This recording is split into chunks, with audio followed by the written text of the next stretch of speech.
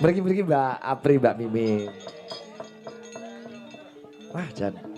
Biasane goro-goro niku sing mirsani kari wong pinten teng mriki niku kebak kula nganti bingung. Jebule do gatekke nang lakon. Kejawi gatosaken lampahan ugi menika napa kayungyun kalian kula nggih. Nggih leres. Lah kan lho, wayang menika rak nggih beberapa elemen to. Ya sanggite, ya garap gendinge, ya sindene, ya pelengkape kaya aku. Nggih. Semangate, rampake. Lah iya ngono ki lho beberapa elemen ki saling melengkapi lho. Becik ini ditambah men saya sempurna. Sembah nuwun paguyuban waringin kembar. Paguyuban waringin kembar matur sembah nuwun. Nek teng Blora mriku waringin seta. Teng mriki ringin kembar. Nek ringin sungsang nika pripun, Pak? Duka, kula nek sing kembar-kembar niku gur. Nggih menika Bapak Ripto Sambudra. Nek kok kesangaten ku panjenengan lho. Sebabe Wong kowe karo kanca-kanca cakraning rati ya templek. Nek ndawuhi kok arang kading. Nek ndawuhi ki lho 7 sasi pisan apa ditanggali nek 7 sasi lagi ganti kae 7 sasi apa sangate lakon Klaten kudu nunggu 7 sasi kula ngoten. Kula ya makape-kape genah tak WA-e genah krepisi terus ngono kok ya. Kowe iki yo ngelingono. Kowe iki saka yo ngene iki rak mergo saka apa jenenge banyu rembang. Heeh, banyu rembang ya, Cek. Iso dadi kaya ngene iki. Dhisik le ngarahke kowe iki sapa nek ra Pak Igit kok ora ngetok-etokke. Jaman kowe isih letek, kulitanmu jek ireng. Lah iya. Dipupuri mah klawu. Lho, nek ra Pak Igit le ngukup sapa? Nganggo kebaya sing mekrok dhure. Lah upama dikukupak kudune ra ya ora tetep diopeni ora terus diculke diliarke iki ya ora. Ya ora diliarke ben kowe tok pengalaman ning kono ngono. Biyen andeng-andenge sing tengen iki isih cilik nggih. Saiki kok iso gedhe ya gedhe. Iku tai kebo kok. Nganggo rok sing mekrok kaya pitik kaya mentek. Matur sembah nuwun Pak Igit pun ngamping-ngampingi kula kalih Mbak Yu kula ngantos sak yaketen. Piye, Le? Apa Le sayang? Oh nyun tanda tangan Pak Igit. Oh tanda tangan. Oke. Oh iya. Pakai mic namanya siapa? Nggih. Sini sayang sama tante dulu alah yuk. Namanya siapa? Narayana Wijaya. Siapa Le? Alon-alon mawon. Alon-alon naminipun sinten? Narayana. Menika pidalemipun saking pundi? Rumahnya mana? Langan Sari. Dekat. Langan Sari sini. Nggih. Niki kok nyuwun tanda tangan Pak Igit niku sebabe napa? Damel kenang-kenangan. Oh, damel Ngefans kenang-kenang. sama Pak Sigit. Nggih. Remen kalian wayang. Heeh. Kowe barna. Kowe selamat dicos. Kelas pinten? Kelas pinten sayang? 8. 8 iki berarti kelas 2 loro SMP. Monggo nyaket Pak Igit. Narayan. Wah, iki Yang sing terah tunggal basu iki. Kowe kene lek cah bagus. Iya. Wayange yo ngene lho. sing kene apa sing kene, Dik Nara? Sini mawon. Wah, ngedian. Wah. Nah, gini loh sayang. Oke. Nah, ora dicengkiwing sirahe.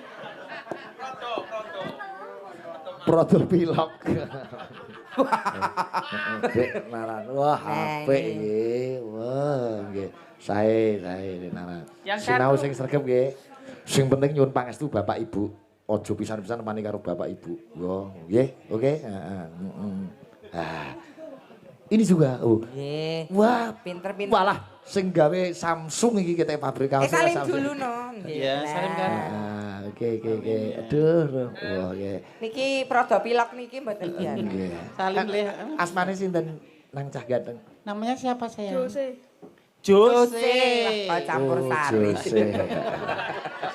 Campur sari. Sebelah pundi Dik Jose? Sebelah mriki? Belakang ini. Mriki. Oh nggih, Jose kelas pinten?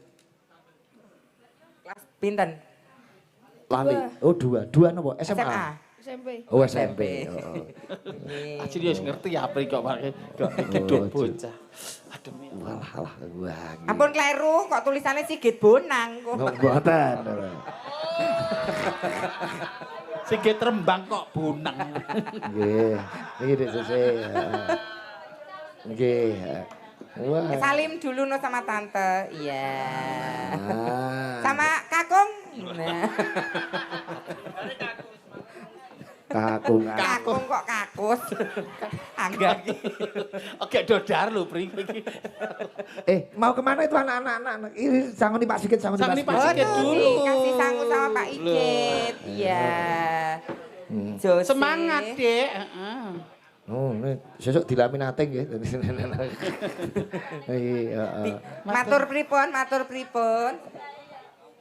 Sembah nuwun Pak Igit. Sami-sami. Sembah nuwun Pak Igit. Sesuk duitnya ditumbas napa? Pulsa. Oh, wayang. Aja dikek-kek ibumu ya. Ndak aku tuku bumbon. Pun, saged mandap, Badan. Pinter. Engko joget lho ya, engko joget lho. Dek udah wis saged ndalang. Udah bisa suluk. Belum. Oh ya wis. Nggih semangat sing belajar nggih. Iki iso suluk kabeh iki, iso suluk iki dalang cilik iki suluk.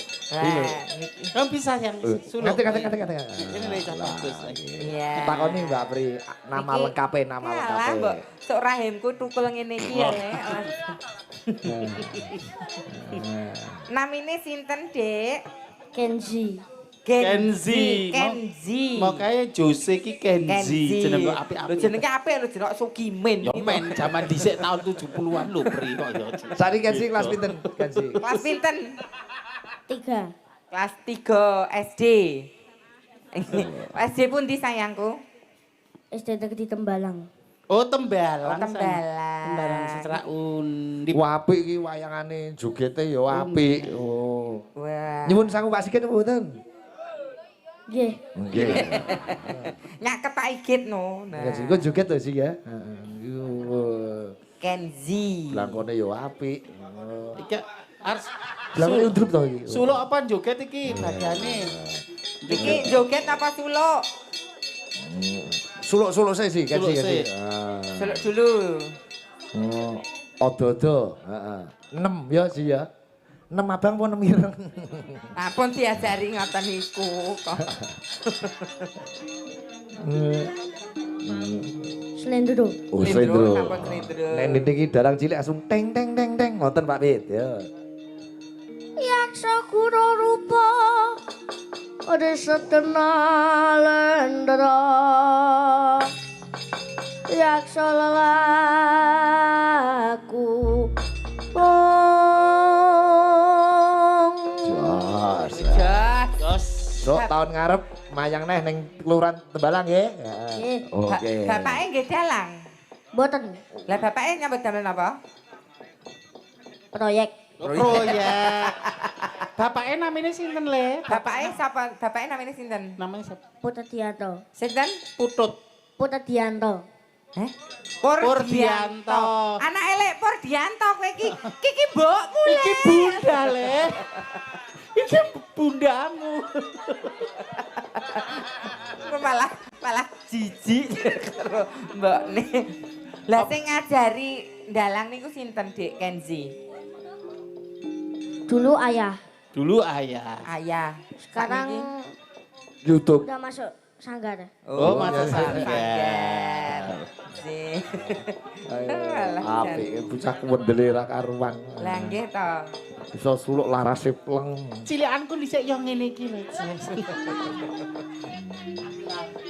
Cilikanmu gur dik-dikan ngene. Kuwi kon joget cakil ya apik Nggih to?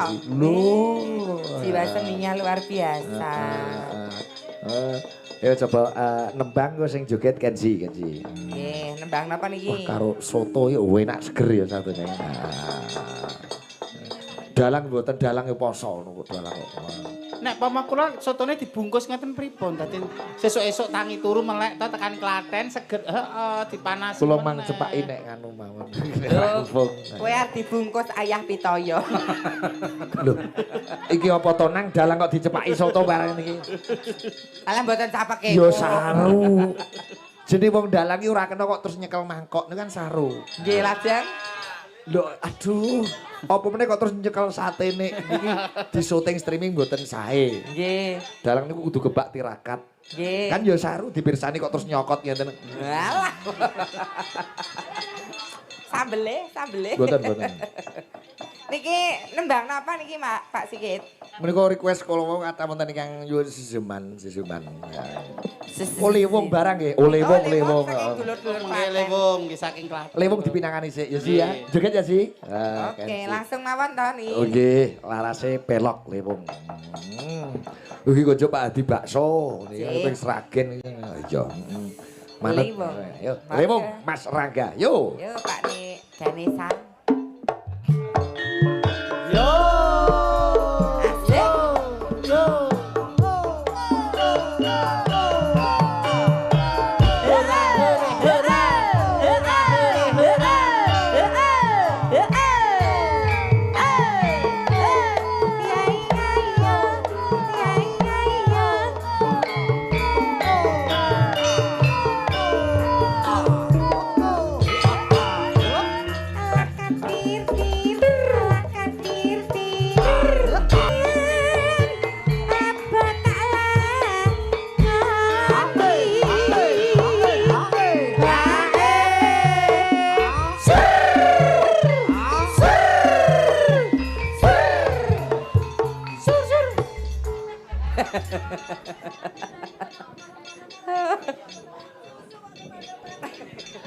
Susune ngejak traveling lho, Mbak.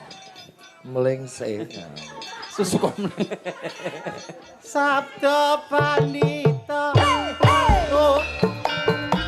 Presiramu. Sisihku. Mugi Gusti ngilangi tresnaku bakal dirawa manyo. Hey, bersama Kenzi.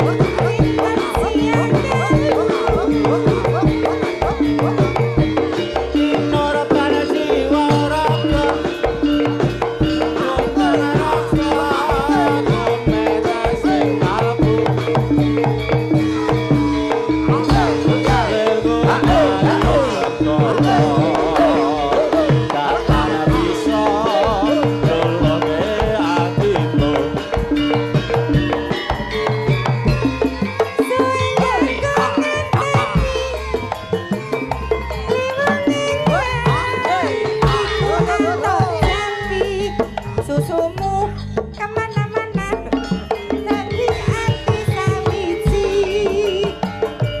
senadyan ada tak lakoni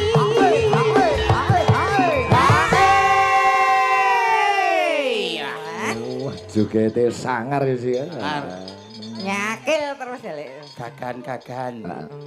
Sabda pandita. Presiramu. Saya sisihku. Aku pancen penak Mugi Gusti ngelangi tresnaku bakal dirawa mati.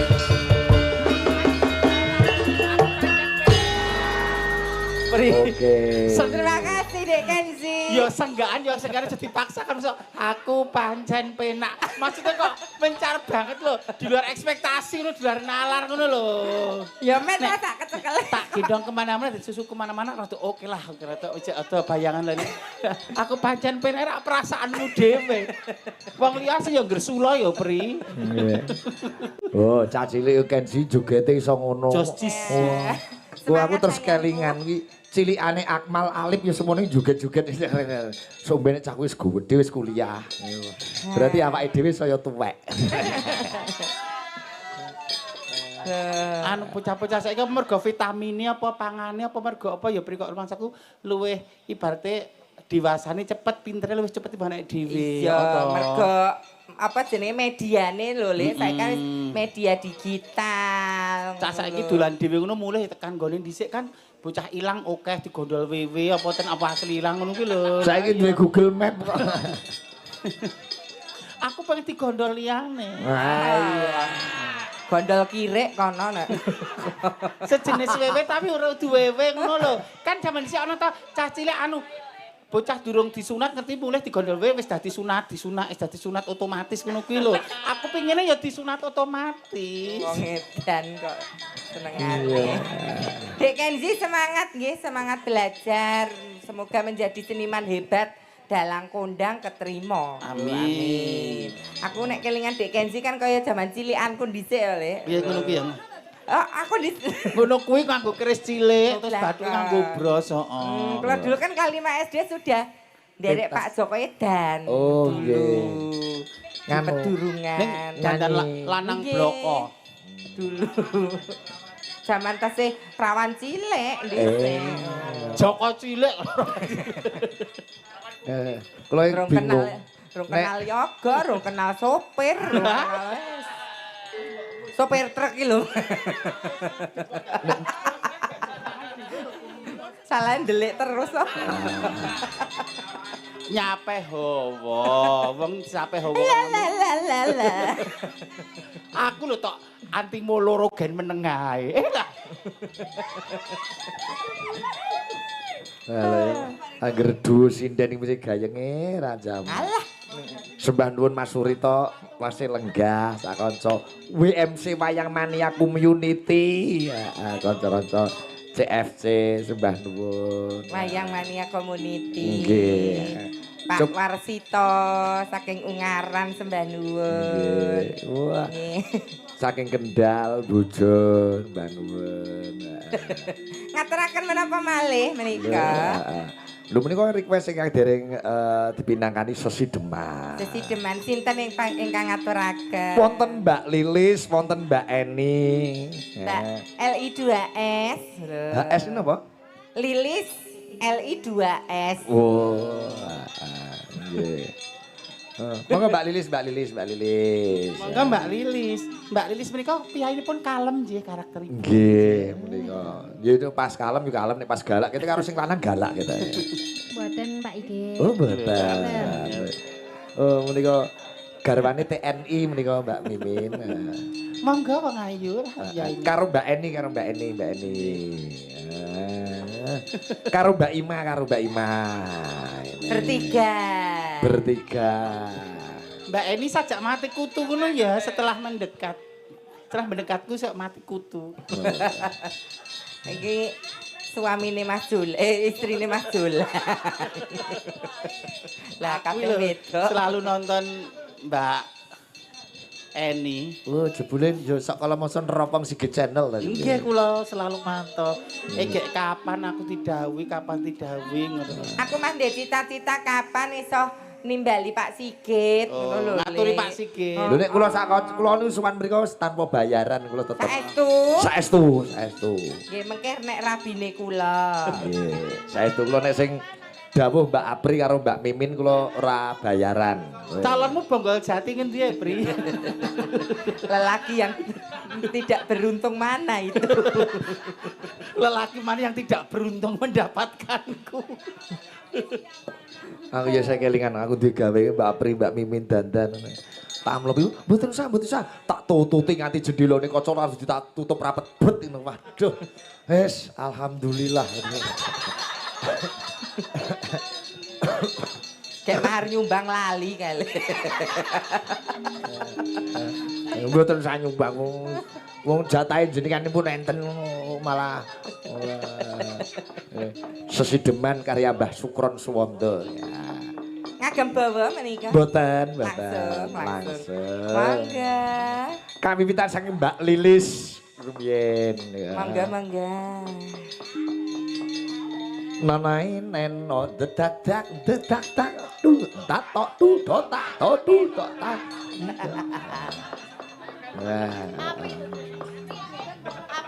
kape lah. Entuk sak ramban wis do. Ambekane. Sesideman vokalis kawiwitan saking Mbak Lilis. Ya, Mbak. Luwe becik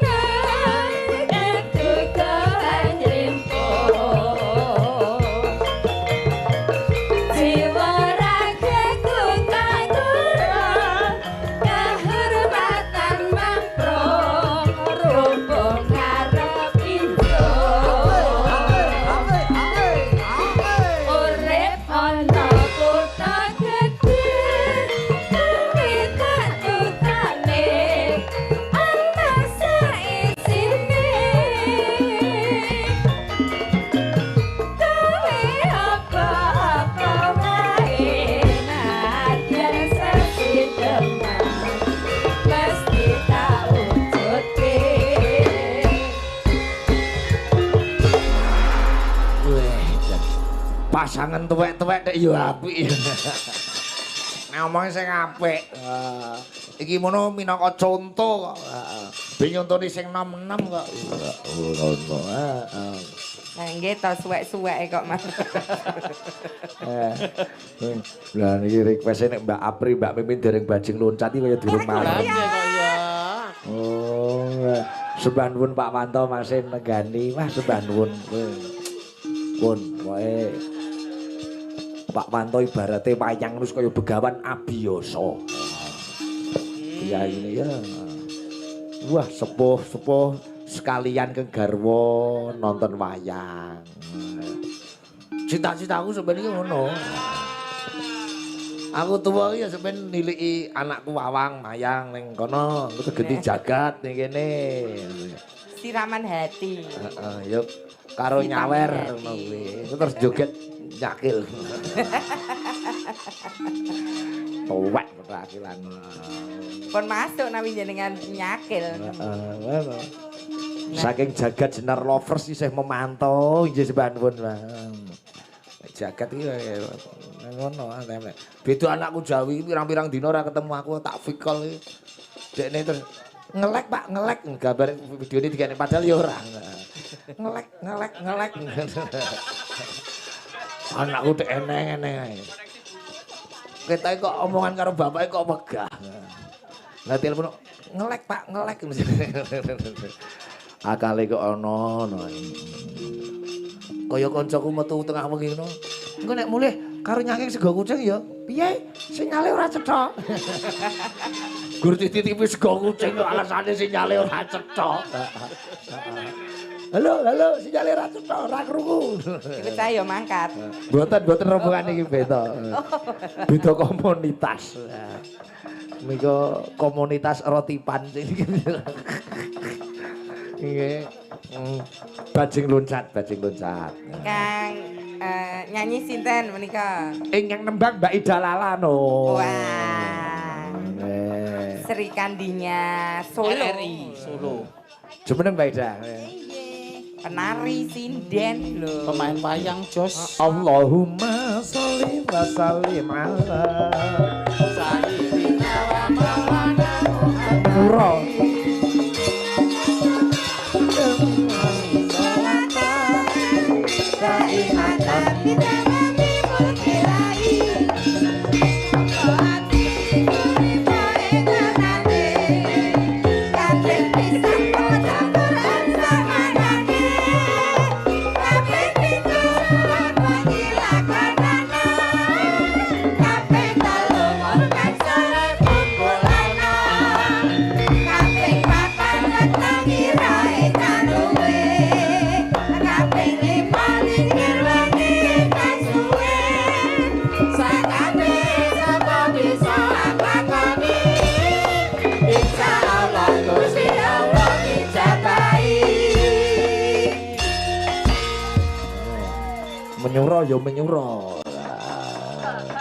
Mergo bajing loncate kan menyuro.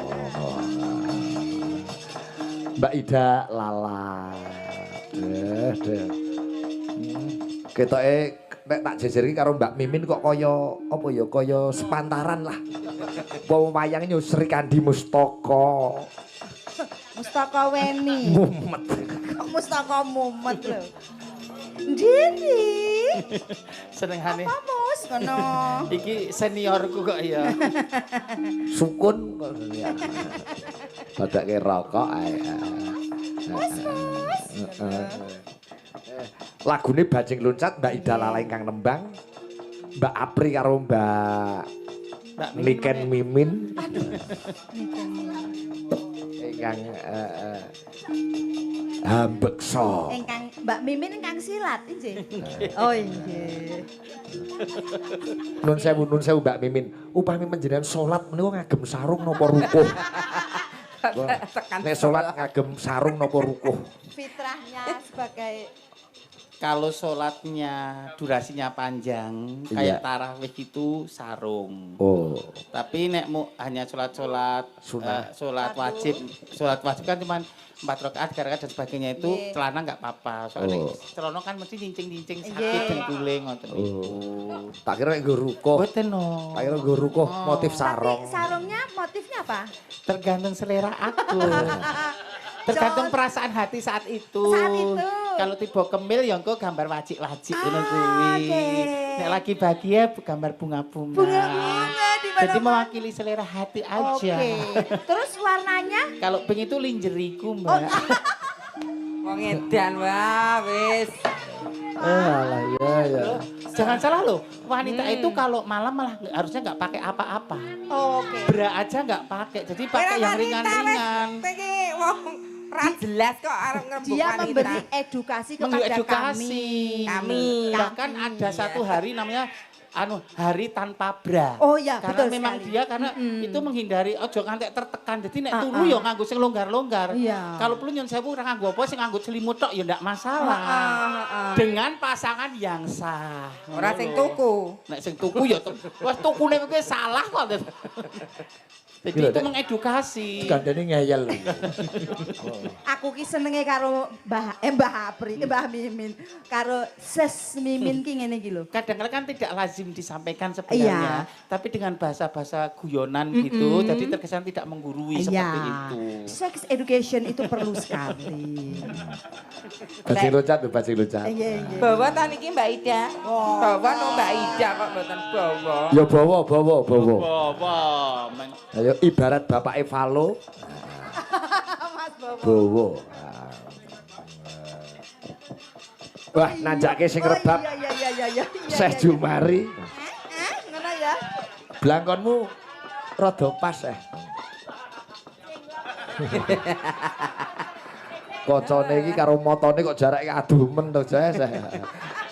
Yen ngapunten lho. Anggur go ngendikan kocone terus ngembun. Kena abape dhewe. kok apa? Embun kira ya mergo apa jadi Ya, aku. dingin apa ngono berembun kok. Apa iki nek ngomong mbok ya di sing ngono bahasa. Kena aku tak semani ngono ora apa-apa. Nek karo pini sepuh mbok ya Lah aku aja. kan mau kan ngematke. Wong iya, Ngono kok. ana unda usuke nek karo aku. Mbok Aku nyemoni nduk lila. Diganti apa reng, melani mek, ngono ora apa-apa. Ora Wong iki ana unda usuk. usuke iki lho maksud. Luwe jane Mbak Eni sing ngerbab jenglot jare. Kijen ngawur. Ah, wis. Mbak Eni. Nyepelekne.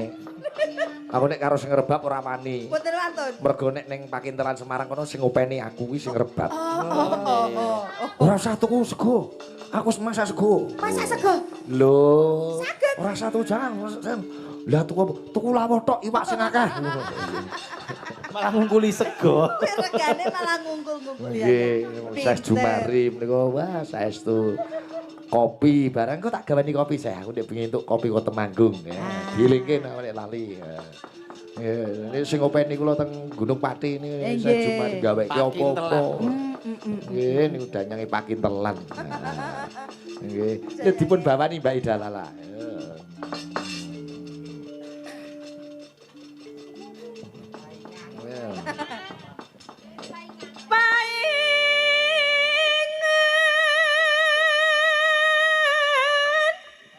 Rebab seh. Nganggo kacamata, kacamata iki dinggo.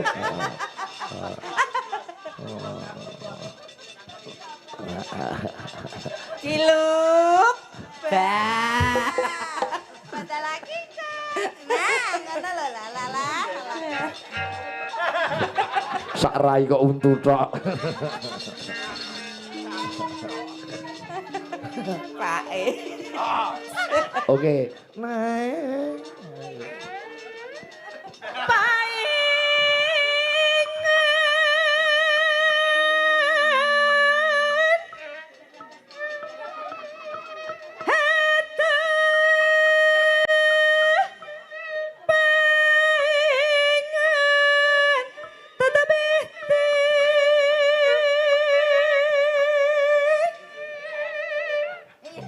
Apik ta. Rebape iso omong kok ya.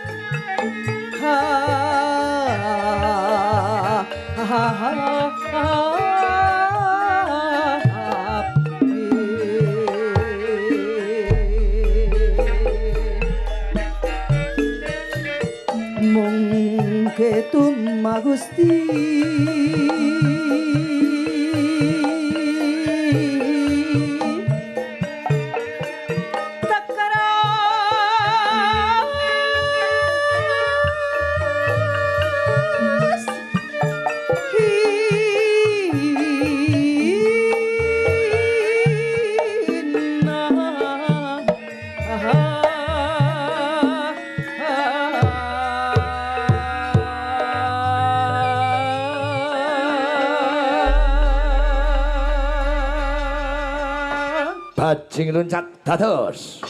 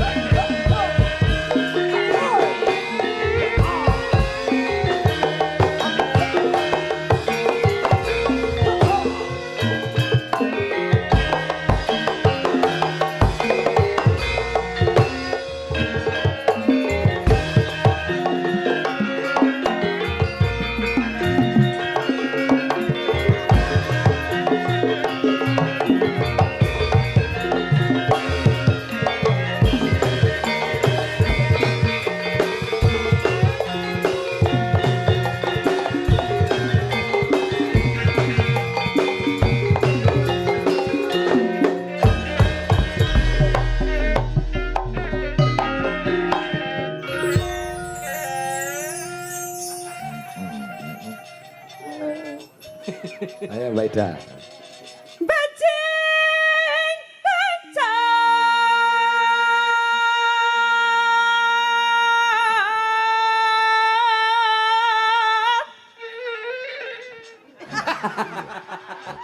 Rebab bisa omongan iki ya Syekh Ju. Bajing loncat.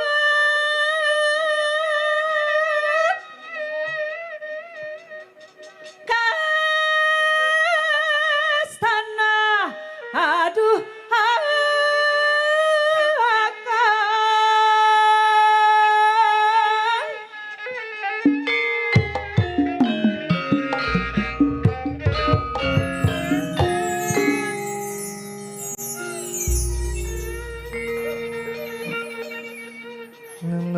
Abdi lepat narasanta tihang kana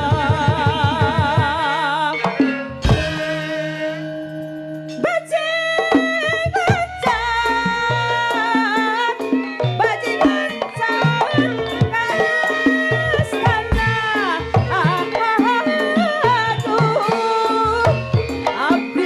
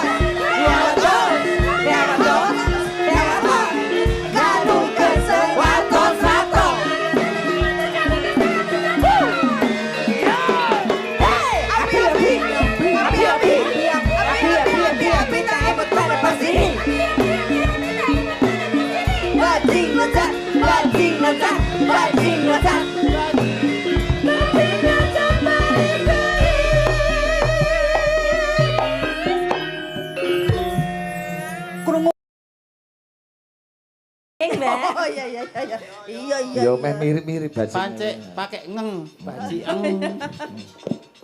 Bajing lancar, bajing lancar, bangun astana, abdi lemah,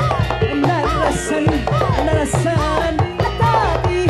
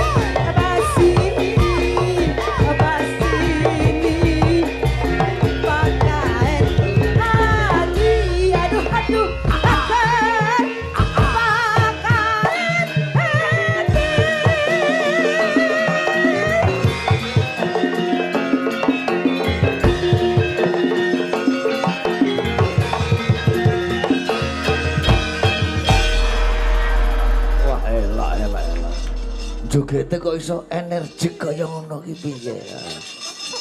Pripun napase? Napasnya pilih. Aku terengah-engah. Di April ini hari ini fit. Kemarin 2 hari paringi sakit. Oh bibar gerah napa, Mbak? Anu semester pertama. Kok gur tri semester guguran. pertama. Niki alhamdulillah niki ya hasil napa USG-nya apik ta nak. Ape? Lah iya. Jerone isi napa? Cinde. Sakniki kok makmu ndak saiki telo-telo bareng umbi-umbian ngopo sama am sego. Oh tidak, IF aku le. Oh, anu Diet. Oh, diet kuno. Diet tetret.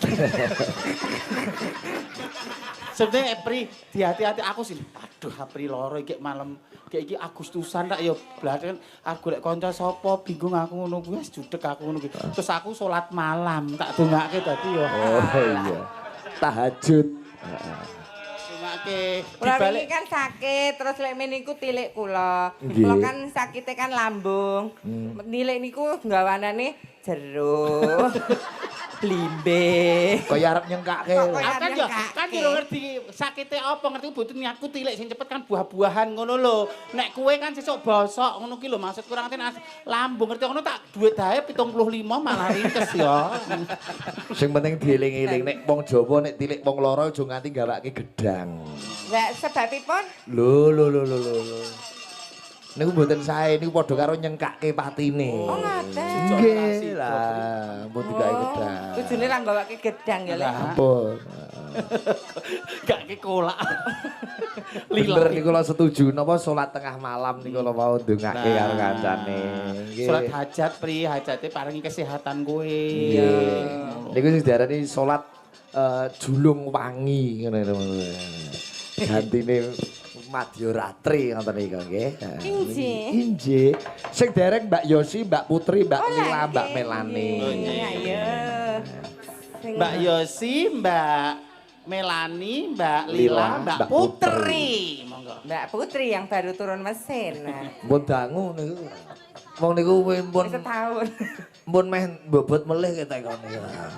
Nek bayi ini gampang disapeh bapakne lho sesuk angel disapeh, Pak. Sembah nuwun Pak Ngatno Dwiantaka iki tasih lenggah Mas Surito, Mbak. Aku yang ngombeni rung kembali ke bentuk semula kok wis tak lereni karepku men. Bentukmu ki mbiyen apa ya? Susune dereng presisi ngoten lho. Tapi ngombeni tuyul kok. Ngombeni Susu tuyul. menceng. Wah. 4 bidadari. Wih lah krasa jebule ora krasa wis mes jam 3:30 Nggih Pak niki sanggar seni Pak lagune. Mboten lagune lakone dawa tesih suwi niku.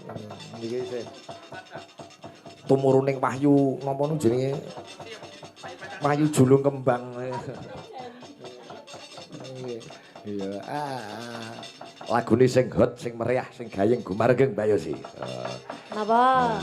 Sing kompak apa kuwi jenenge Gregis kena kesayangan kena. Kesayangan, oke, kesayangan. Anu tarik-arek aku wis. Oke. Kesayangane warga Kali Alang kene supaya saling sayang menyayangi, supaya daya dinayan mat sinamadan, ngoten nggih. Kesayangan karya Mas Bagong Darmono, kakangku Juwiring lagune populer, ayo ngepek eyom gitu. Mas Bagong Darmono rumiyin nggih nate ngasta wonten mriki malah duet karo Mbak Mimin, Mbak Pri bareng nggih. Niki lagune karya Mas Bagong Darmono. Kesayangan digarap Cakraningrat coba kaya ngapa? Yo.